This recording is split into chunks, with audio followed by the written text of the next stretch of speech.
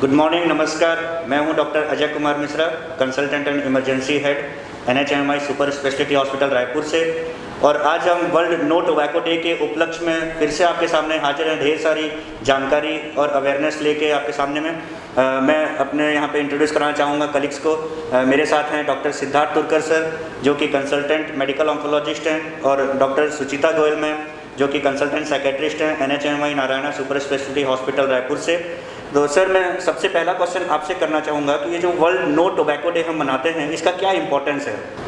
हर साल world no tobacco day 31 मई के दिन मनाया जाता है। ये जो दिन है, इसका मनाने का उद्देश्य ये है कि तंबाकू से होने वाले दुष्प्रभावों से लोगों को अवेयरनेस दी जा सके, और इस अवेयरनेस के द्वारा जो भी टोबैको का यूज़ हो रहा है इन एनी फॉर्म, उसको कम किया जा सके ताकि लोगों की हेल्थ बेटर हो सके।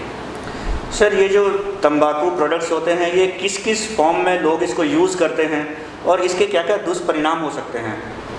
तंबाकू जो है कई सारे रूप में यूज़ किया जाता है। जो सबसे कॉमन फॉर्म है वो स्मोकिंग है पूरे विश्व में। अगर इंडिया की बात करें तो इंडिया में स्मोकलेस टोबैको, यानी कि बिना धूम्रपान वाला तंबाकू जो है, जिसको हम पान के रूप में या तंबाकू के रूप में, गुटखा के रूप में, या फिर हुक्का, पाइप्स, ये सारी चीज़ें भी बहुत सारी यूज़ की जाती है। ये सारी चीज़ें काफ़ी दुष्प्रभाव कॉज कर सकती है। सर, कुछ थोड़ा सा एलैबोरेट करेंगे यहाँ पे कि किस प्रकार के दुष्प्रभाव किस फॉर्म ऑफ तंबाकू से हो सकते हैं?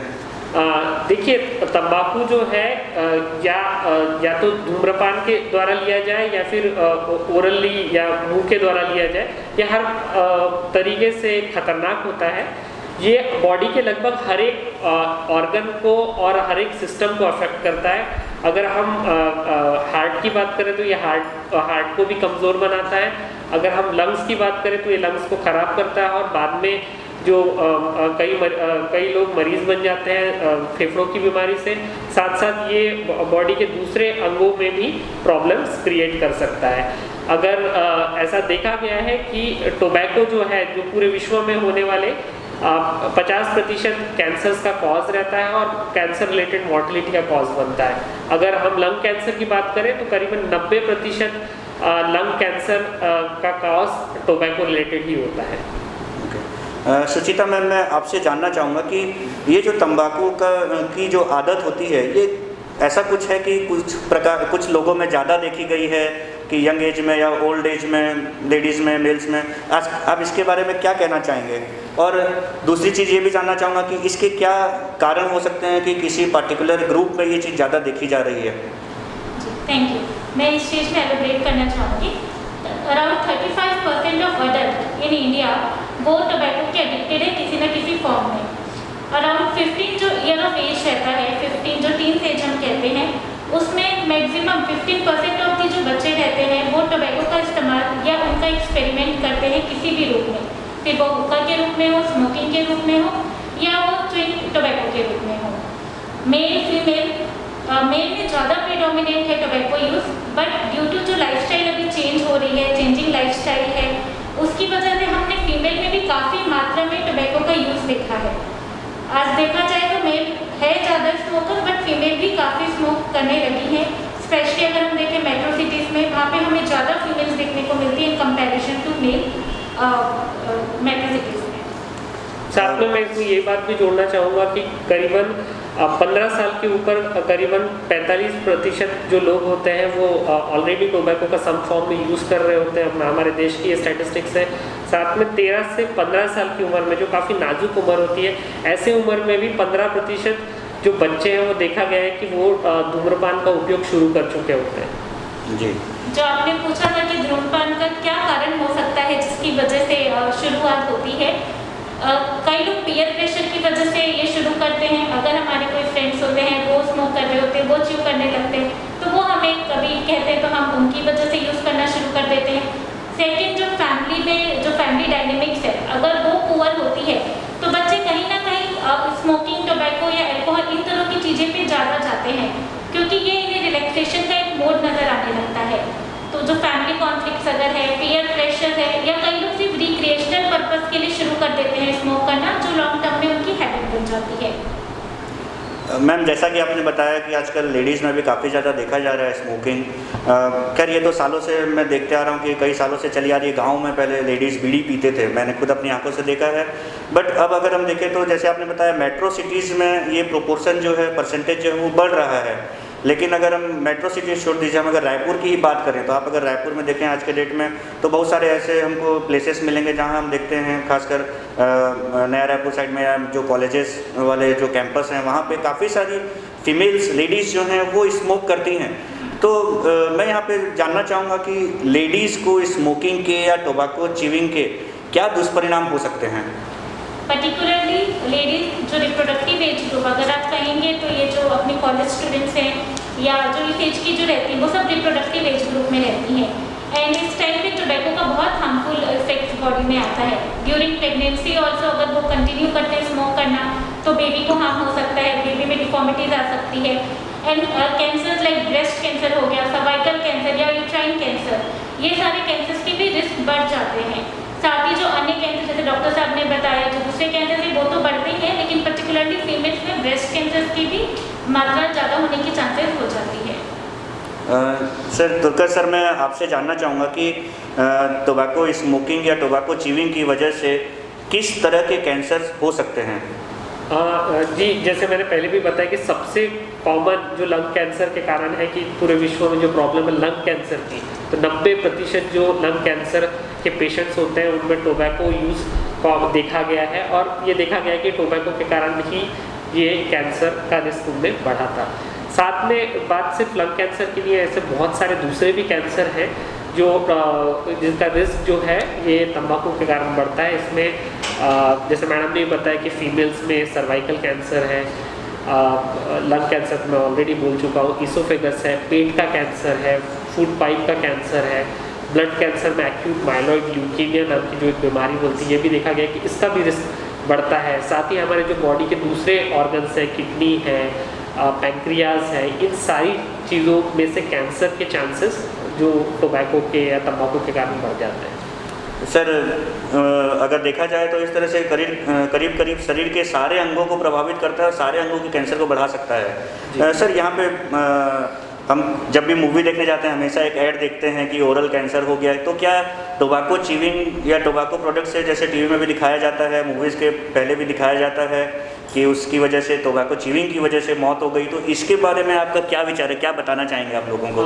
जी, जैसा कि मैडम ने भी बताया कि ओवरऑल हमारे यहाँ जो है स्मोकलेस एंड स्मोक टोबैको दोनों के फॉर्म्स काफ़ी ज़्यादा देखे जाते हैं। अब फीमेल्स में जो दर बढ़ रहा है, फीमेल्स में अगर मैं आंकड़ों की बात करूं तो जो धूम्रपान का परसेंटेज भले मेल से काफ़ी कम है, लेकिन अगर हम देखें कि स्मोकलेस टोबैको का यूज़ जो कि कई फीमेल्स यहाँ पे लोकल एरिया में गुटखा या फिर नस या फिर पान के द्वारा करती, इसका परसेंटेज बहुत ज़्यादा है। तो करीबन 35% फीमेल्स भी जो औरतें हैं वो भी टोबैको का सम और द अदर फॉर्म में यूज़ करती है। सो ये सारी चीज़ों के कारण भी उनका रिस्क काफ़ी रहता है। इसमें ओरल कैंसर का भी रिस्क बढ़ता है? हाँ, ओरल कैंसर तो ये देखा गया है कि हमारे देश में ओरल कैंसर की परसेंटेज जो है एज कम्पेयर टू पूरे वर्ल्ड में सबसे ज़्यादा है। और इसका सबसे बड़ा कारण है तंबाकू का सेवन जो होता है ओरल फॉर्म में या टोबैको के ये गुटखा के फॉर्म में, ये सेवन हमारे यहाँ सबसे ज़्यादा है। तो पूरे विश्व में सबसे ज़्यादा जो ओरल कैंसर के केसेस देखते हैं वो भारत ही देखता है। सर यहाँ पे मैं एक और चीज़ के बारे में आपसे जानकारी चाहूँगा कि जो सेकेंड हैंड स्मोकिंग होती है या पैसिव स्मोकिंग हम जिसे कहते हैं, ये क्या होता है और इसके क्या क्या दुष्प्रभाव हो सकते हैं? जी, पैसिव स्मोकिंग का पहले मैं मतलब बताना चाहूँगा कि पैसिव स्मोकिंग जो होता है मीन्स आप एक्टिवली स्मोक नहीं कर रहे हैं, कोई दूसरा धूम्रपान कर रहा है और उसका धुआं जो है वो आपको लेना पड़ रहा है। तो कई लोगों को लगता है कि हम तो क्योंकि डायरेक्टली स्मोक नहीं कर रहे हैं तो हमें कोई असर नहीं होगा, लेकिन बात ये रहती है कि ये सेकेंड हैंड स्मोक भी जो होता है इसमें भी कई सारे कार्सिनोजेनिक मटेरियल होते हैं, मतलब ऐसे तत्व होते हैं जो कैंसर को बढ़ावा दे सकते हैं, कैंसर के रिस्क को बढ़ा सकते हैं। और साथ ही काफ़ी सारे ऐसे तत्व होते हैं जो, जैसे कि मैंने बताया कि जो तंबाकू के एडवर्स इफेक्ट है वो सेकेंड हैंड स्मोक वालों में भी देखे गए हैं। और अगर मैं आंकड़ों की बात करूं तो इंडिया में करीबन 40% लोग घर में पैसिव स्मोकिंग का शिकार होते हैं और वर्क प्लेस में 30%। सो ये सारे जो पॉपुलेशन है ये लोग खुद स्मोक कर भी नहीं रहे हैं, लेकिन दूसरों के कारण इनका भी रिस्क बढ़ रहा है। सो लोगों को ये भी सोचने की ज़रूरत है कि जब वो स्मोक कर रहे हैं तो वो अपने बीवी बच्चों और अपने रिश्तेदारों अपने दोस्तों का भी रिस्क बढ़ा रहे हैं। तो एक सोशल रिस्पॉन्सिबिलिटी होती है कि आपको सोशल रिस्पॉन्सिबिलिटी के तहत भी ये सारी चीज़ों का जितना यूज़ आप कम कर सके, पब्लिक प्लेसेस में आप स्मोक ना करें ताकि दूसरों को परेशानी ना हो, एटलीस्ट जो मासूम लोग हैं उनको परेशानी ना हो। मतलब यहाँ तो यही हो गया कि करे कोई और भरे कोई और। जी बिल्कुल। मैम आप कुछ कहना चाह रहे थे यहाँ पे? फैमिली में जब देखा जाता है कि अगर फादर स्मोक कर रहे हैं या मदर स्मोक कर रही है तो साइकोलॉजिकली बच्चे भी ये स्मोकिंग में उनका प्रिडोमिनेंस जो है वो बढ़ जाता है। Plus smoking is an addiction, तो वो जेनेटिकली भी पास ऑन होता है ऑफस्प्रिंग्स को। तो इसीलिए जो बच्चे रहते हैं अगर वो अपने फादर को देख रहे होते हैं स्मोक करते हुए तो वो भी इस तरीके का लाइफस्टाइल है जो वो अडॉप्ट करते हैं और वो उनके लिए एडवाइस होता है। सर यहाँ पे एक लोगों में बड़ी भ्रांति रहती है कि कई बार ऐसा होता है पेशेंट हमारे पास आते हैं इमरजेंसी डिपार्टमेंट में कुछ प्रॉब्लम्स लेके, हम उनको स्मोकिंग क्विट करने के लिए कहते हैं तो सबसे पहला जो उनका रिएक्शन रहता है ये रहता है कि अरे यार इतने सालों से स्मोकिंग कर रहा हूँ आज तक कुछ नहीं हुआ, अब क्या हो जाएगा, या अब छोड़ भी दूंगा तो अब क्या फ़र्क पड़ जाएगा।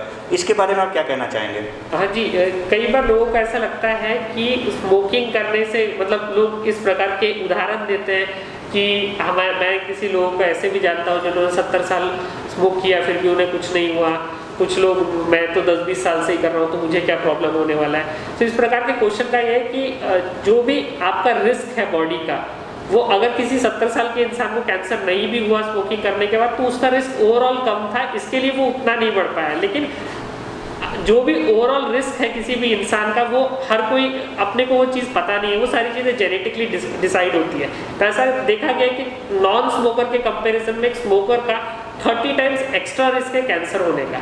सो 30% आपके चांसेस बढ़ जाएंगे कि आपको वो कैंसर हो सकता है। साथ ही अगर आप दूसरा जो आपका सवाल है कि क्या जो पेशेंट पूछते हैं कि अब मुझे छोड़ के क्या फ़ायदा है, मैं तो इतने सारे साल स्मोक कर चुका हूँ तो मुझे क्या बेनिफिट मिलेगा। तो ऐसा देखा गया कि जो लोग 30 साल की उम्र के बाद स्मोकिंग छोड़ देते हैं उनका जो कैंसर रिलेटेड रिस्क है जो मैं बोल रहा हूँ 30 टाइम्स बढ़ जाता है, वो रिस्क जो है वो 90 टाइम्स तक कम हो जाता है। और अगर जो लोग 50 साल की उम्र में ये स्मोकिंग करना छोड़ देते हैं तो उनका बाकी सारी चीज़ें जो टोबैको रिलेटेड डेथ्स हैं उसका जो परसेंटेज है फॉर नेक्स्ट 15 ईयर्स उसका परसेंटेज लगभग आधा हो जाता है। तो आपका रिस्क जो है वो आधा हो जाता है। ठीक है, रिस्क खत्म नहीं होता, एक नॉन स्मोकर की बराबरी भले आप ना कर पाए लेकिन आपका जो ओवरऑल रिस्क आपके खुद से है वो काफ़ी कम हो सकता है अगर आप जल्दी स्मोकिंग छोड़ते हैं। और जो भी टोबैको रिलेटेड प्रॉब्लम्स होते हैं इसका डायरेक्ट रिलेशन देखा गया कि आपने कितना टोबैको स्मोक किया है, आपने कितनी क्वांटिटी में, किस फॉर्म में, कितने इंटेंसिटी का, ये सारी चीज़ें डिसाइड करती है कि आपका रिस्क कितना ज़्यादा बढ़ा है। अगर कोई ज़्यादा सिगरेट स्मोक करता है तो उसका रिस्क ऑब्वियसली ज़्यादा ही रहने वाला है। बट कई लोग जो यंग यूजुअली रहते हैं उनका ये कहना होता है कि सर मैं तो 1-2 ही लेता हूँ दिन में, बहुत ज़्यादा नहीं लेता, तो डेफिनेटली उनको भी रिस्क है ही। जी बिल्कुल, क्योंकि देखिए शुरुआत जो होती है वो 1 या 2 सिगरेट से ही होती है। जब यंग लोग बोलते हैं कि मैं 1 या 2 सिगरेट ही लेता हूँ तो सिगरेट में एक तत्व होता है निकोटीन नाम का। तो ये निकोटीन जो तत्व होता है ये एडिक्शन कॉज करता है। ठीक है, इसके कारण एक साइकोलॉजिकल एंड फिजिकल डिपेंडेंस हो जाता है बॉडी का सिगरेट के ऊपर। तो एक बार अगर आप शुरू कर दें तो उसे छोड़ना बड़ा मुश्किल होता है और धीरे धीरे ये आदत जो है 1 से 2 सिगरेट, 2 से 4 सिगरेट और फिर आप दिन में एक पूरा पैक खत्म भी करना शुरू कर देते हैं। तो ये चीज़ें कॉज ऑन होती जाती है। अगर आपको सिगरेट से बचना है तो आप उस चीज़ को पहले से ही रेजिस्ट कर लीजिए, क्योंकि अगर एक बार आपने उसको शुरू कर दिया तो निकोटीन का एडिक्शन चालू होने के बाद उसे रोकना बहुत मुश्किल है। मैम आपसे जानना चाहूँगा, जैसा अभी सर ने बताया कि निकोटीन ऑलरेडी एक एडिक्शन है, तो इस एडिक्शन से किस तरह से पेशेंट उसके ऊपर डिपेंड हो जाता है, उस पर डिपेंडेंस डेवलप हो जाता है और फिर उसे छोड़ने में तकलीफ क्यों होती है? निकोटीन जो टोबैको का तत्व है वो एडिक्शन पोटेंशियल रखता है। जब हम स्मोक करते हैं या हम टोबैको च्यू करते हैं तो वो निकोटीन हमारी बॉडी में रिलीज होता है और वो हमारे ब्रेन में जाता है। जब वो ब्रेन में जाता है तो वो एक डोपामिन नाम का केमिकल रिलीज करता है जो हमें एक हैप्पीनेस वाली फीलिंग देता है या आहा प्लेजर देता है। तो उसकी वजह से जब हम स्मोक करते हैं और हमें जो अच्छी फीलिंग आती है तो इस तरीके का वो एक रिवॉर्ड पाथवे बन जाता है और आप बार बार स्मोकिंग की तरफ जाते हैं। आपको कोई भी स्ट्रेसर आता है तो आपका ब्रेन क्लिक करता है कि मैंने पिछले टाइम सिगरेट पिया था, मुझे अच्छा लगा था, तो मुझे वापस जाके सिगरेट पीना है और मुझे अच्छा लगेगा। तो इस तरीके से आपका एक रिवॉर्ड पाथवे में बंध जाता है आपका दिमाग और आपका एडिक्शन का जो पोटेंशियल है वो बढ़ते जाता है। धीरे धीरे जहाँ आपको पहले 1 सिगरेट में अच्छा लगता था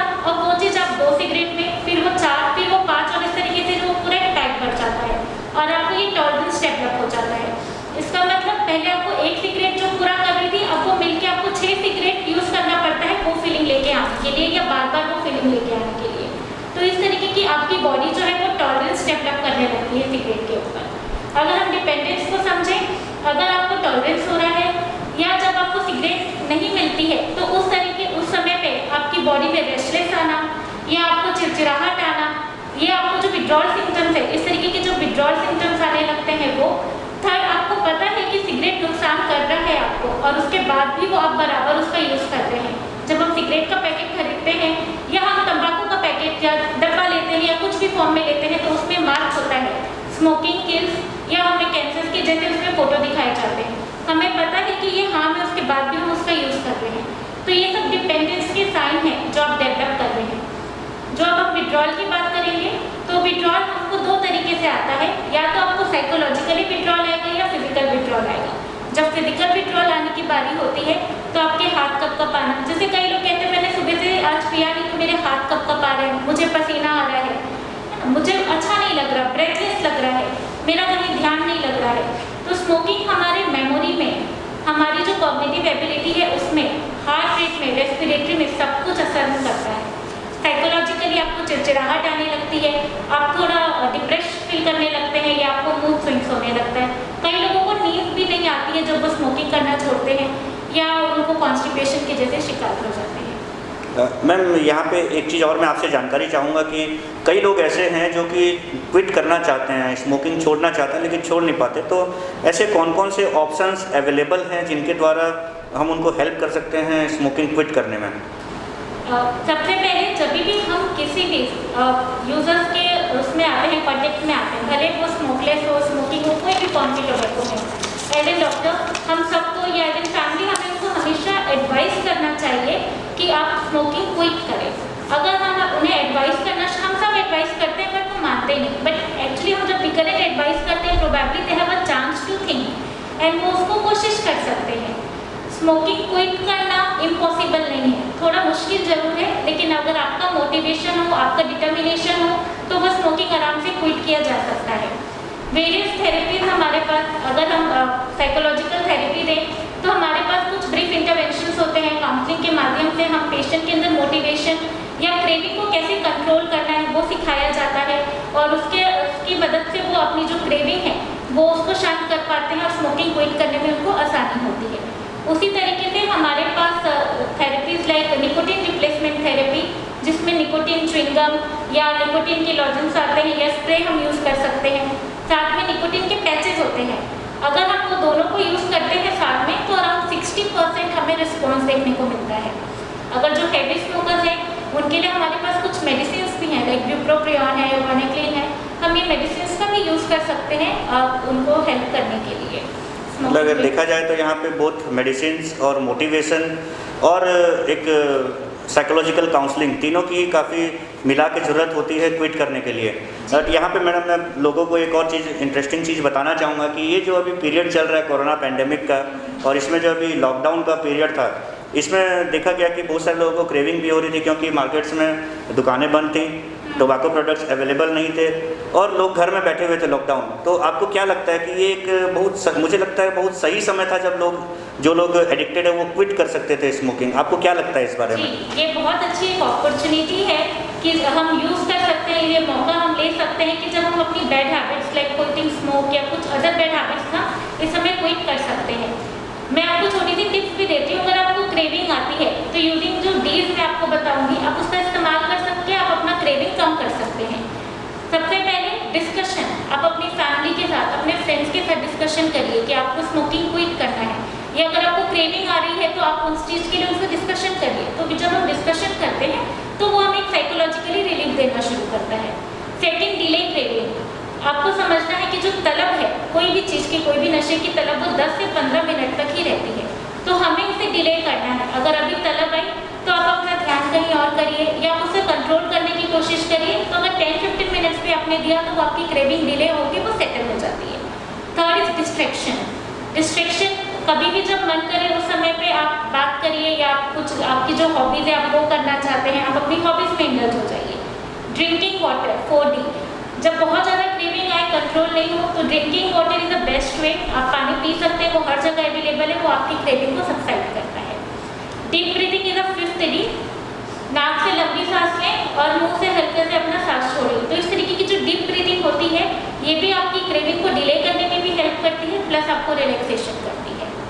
और आप जितना पैसा इस समय पे बचा रहे हैं स्मोकिंग नहीं करके या अपनी क्रेविंग कंट्रोल करके, आप उस पैसे को जमा कर सकते हैं और आप उस चीज़ से अपने आप को कुछ रिवॉर्ड कर सकते हैं। तो आपको ये सेकेंडरी रिवॉर्ड मिलेगा कि देखो मैंने मेरे स्मोकिंग का पैसा बचाया और उसको मैंने कुछ अच्छी चीज़ों में यूज़ किया। जी मैम, यहाँ पे मैम मैं एक चीज़ ऐड करना चाहूँगा, लोगों को बताना चाहूँगा कि जैसे मैडम ने बताया डिस्कस कर सकते हैं फैमिली मेम्बर से और फ्रेंड से। कृपया ऐसे फ्रेंड से ही डिस्कस करें जो स्मोकिंग नहीं करते हैं, क्योंकि अगर आप ऐसे जो आपके ऐसे फ्रेंड्स हैं जो स्मोकिंग करते हैं, अगर आप उनको डिस्कस करेंगे तो वो तो यही बोलेंगे अरे छोड़ यार चल सुट्टा मारते हैं। तो कृपया ऐसे फ्रेंड से डिस्कस करें जो स्मोकिंग नहीं करते हैं। सर मैं आपसे नेक्स्ट एक चीज़ जानना चाहूँगा कि अभी ई सिगरेट जो इलेक्ट्रॉनिक सिगरेट्स हैं वो फैशन में हैं, काफ़ी उनका चलन है, तो ये ई सिगरेट्स जो हैं क्या ये सेफ़ हैं, इसके बारे में आपका क्या कहना है? जी ई सिगरेट्स है या कई लोगों का ऐसा भी तर्क रहता है कि ई सिगरेट्स या फिर अल्टरनेटिव फॉर्म जैसे हुक्का बार आजकल काफ़ी कॉमन हो गया है। सो ये सारी चीज़ों में रिस्क कम है। ये मेन सिगरेट से होने वाले जो दुष्प्रभाव है उससे हमारा काफ़ी रिस्क कम है और इससे ये काफ़ी सेफ़ है, ऐसा कई लोगों का मानना रहता है। सो मैं ये बताना चाहूँगा कि सेफ़ तो नहीं है, भले सिगरेट स्मोक से डायरेक्टली आपको निकोटीन का एडिक्शन हुक्का में, नॉन निकोटीन वाले हुक्का में आपको शायद एडिक्शन कम हो, लेकिन धुआं तो आप अंदर ले ही रहे हैं और उस धुएं में कैंसर प्रोड्यूसिंग सब्सटेंसेस हैं। तो अगर आपको किसी और चीज़ के कारण भी वो चीज़ अफेक्ट करने वाली है तो वो भी दुष्प्रभाव ही देगा आपको। तो ये सारी चीज़ें बिल्कुल भी अच्छी नहीं है। इसको आप ये नहीं बोल सकते कि इसका कोई भी साइड इफ़ेक्ट्स नहीं है। इनके साइड इफ़ेक्ट्स हैं, थोड़े कम ज़्यादा इधर उधर हो भी सकते हैं, लेकिन ज़्यादातर ये भी देखा जाता है जो ई सिगरेट्स लेता है वो बाकी सिगरेट्स के लिए भी प्रोन ही रहता है। सो अल्टीमेटली उनका जो ओवरऑल रिस्क है वो उतना ही रहता है। तो इसको भी अवॉइड कीजिए। अगर आप दूर रहना चाहते हैं तो आप कम्प्लीटली ही दूर रहिए। सर ई सिगरेट्स के अलावा आजकल और एक चलन देखा गया है कि मोस्ट ऑफ द बड़े बड़े होटल्स में या कई जगह पे ऐसा है जहाँ पे सिर्फ हुक्का बार खोले गए हैं, जहाँ पे लोग हुक्का अलॉन्ग विथ अल्कोहलिक ड्रिंक्स और बाकी अदर तरह के फॉर्म्स ऑफ ड्रिंक्स और एंटरटेनमेंट वहाँ पे होता है। तो ये जो हुक्का है ये कितना सेफ़ है, क्या ये भी डेंजरस है, भले ही अगर वो निकोटिन फ्री भी हो?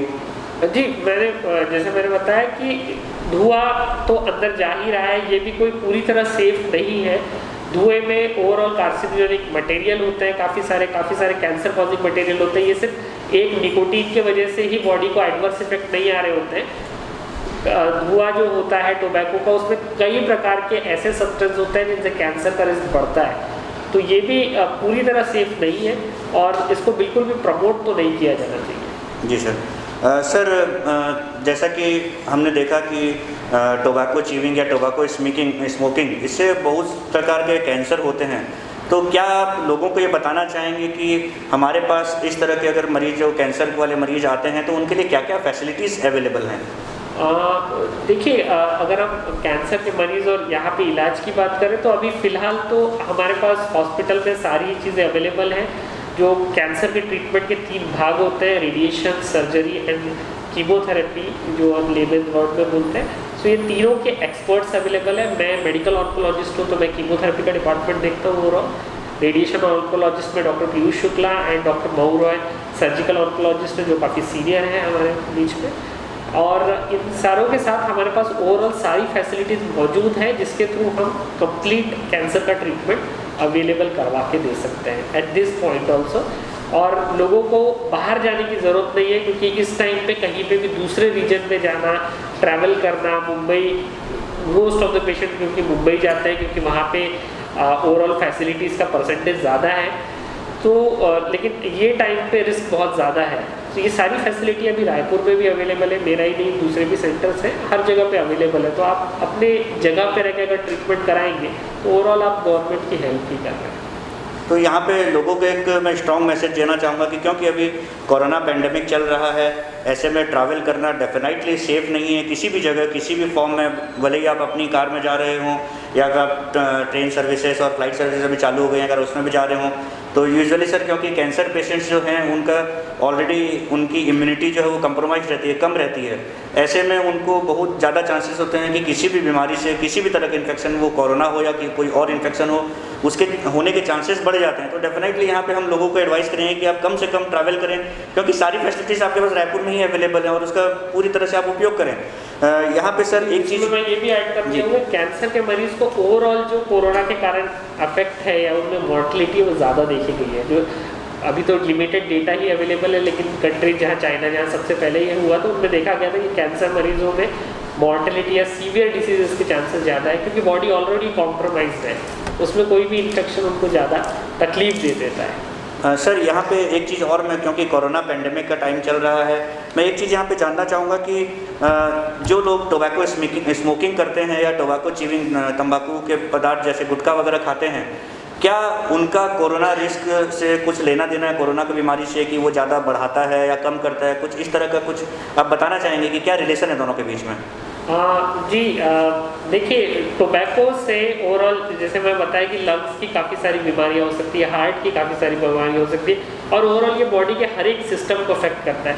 साथ में ये भी देखा गया कि इनकी इम्यूनिटी भी जो है उसको भी अफेक्ट करता है, उसको भी ये डाउन करता है। तो ये सारे चीज़ों के कारण अगर किसी पेशेंट में जो टोबैको का यूज़ करता है उनमें ऐसी बीमारी होती है तो उनमें सीवियर डिसीज़ या उनसे डेथ होने की चांसेस उनमें बहुत ज़्यादा है as compare to general population, क्योंकि उनका ओवरऑल बॉडी जो है वो ज़्यादा स्ट्रॉन्ग है as compare to a smoker.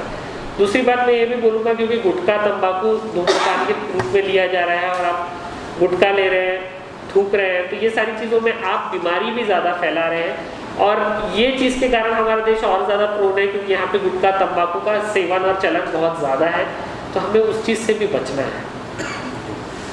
Ma'am, मैं आपसे अंत में जानना चाहूँगा कि आप पब्लिक को क्या मैसेज देना चाहेंगे वर्ल्ड नो टोबैको डे के उपलक्ष्य में? वर्ल्ड नो टोबैको डे के उपलक्ष्य में मैं यही कहना चाहूँगी कि प्लीज़ से नो टू टोबैको एंड से टू हेल्दी लाइफ। अगर आप आज भी तंबाकू का जो कंजप्शन है वो कम कर देंगे, आपकी आगे की क्वालिटी ऑफ लाइफ है वो काफ़ी अच्छी हो जाएगी। आप अपने आप को ही नहीं, आप अपने आसपास के लोगों को भी मदद कर रहे हैं, उनको सेव कर रहे हैं। अगर आज आप एक टोबैको छोड़ देंगे तो आप अपने बाकी फ्रेंड्स को भी, अपने रिलेटिव्स को भी मोटिवेट कर सकते हैं टोबैको छोड़ने के लिए। तो अगर आप एक आदत भी डाल ली अच्छी तो आप बाकियों की भी मदद कर सकते हैं। तो इसलिए वर्ल्ड नो टोबैको डे में मेरा यही मैसेज है, say no to tobacco and yes to life. Sir, आप क्या मैसेज देना चाहेंगे पब्लिक को, स्पेशली कैंसर से रिलेटेड और वर्ल्ड नो टोबैको डे से रिलेटेड कुछ मैसेज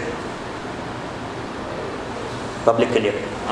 देखिए, जैसा मैडम ने कहा कि say no to tobacco and yes to life, that is very important message that everyone, हर किसी को ये बात समझनी चाहिए कि ये खतरनाक और जानलेवा चीज़ है, इसका सेवन ना करें। इससे आपको ही नहीं, आपके आजू बाजू वाले लोगों को भी परेशानी है और इस कोरोना काल में लगभग हर किसी को परेशानी हो सकती है, क्योंकि अगर आप ये सब चीज़ें करके आप थूक रहे हैं, ये कर रहे हैं, तो आप दूसरों को भी ये बीमारियां फैला रहे हैं। ठीक है, तो आप ये सारी चीज़ों को अगर ना बोलेंगे तो आप खुद की नहीं, आप पूरे देश की मदद कर रहे हैं। तो ये बहुत ज़रूरी है कि इस खतरनाक चीज़ का आप जितना हो सके उसका यूज़ कम करें। मैं जानता हूँ ये बहुत आसान नहीं है, बट आप जितनी कोशिश करेंगे, ये मत सोचिए कि सिर्फ आप अपने लिए कर रहे हैं, आप पूरे देश के लिए कर रहे हैं। तो यहाँ पे हमको बहुत सारी जानकारियाँ मिली दोनों हमारे गेस्ट से, और यहाँ पे मैं एक बार और बोलना चाहूँगा पब्लिक को, लोगों को, कि से नो टू टोबैको, अपनी जान बचाइए, अपने परिवार की जान बचाइए और देश के बाकी लोगों की जान बचाने में हेल्प कीजिए। यहाँ पे एक चीज़ बहुत इम्पॉर्टेंट है कि अगर आपने अभी तक टोबैको का सेवन नहीं छोड़ा है किसी भी फॉर्म में, तो ये एक अच्छा ऑप्शन है, एक अच्छी अपॉर्चुनिटी आपके पास, जब आप टोबैको को क्विट कर सकते हैं और उसे छोड़ सकते हैं ऐसी आदत को। इसी के साथ मैं धन्यवाद कहना चाहूँगा डॉक्टर सुचिता गोयल मैम का, consultant psychiatrist NHMI Narayana super speciality hospital Raipur से, और डॉक्टर सिद्धार्थ तुर्कर सर का, consultant medical oncologist NHMI Narayana super speciality hospital Raipur से, और अंत में मैं doctor Ajay Kumar Mishra, consultant head emergency department NHMI Narayana super speciality hospital Raipur से।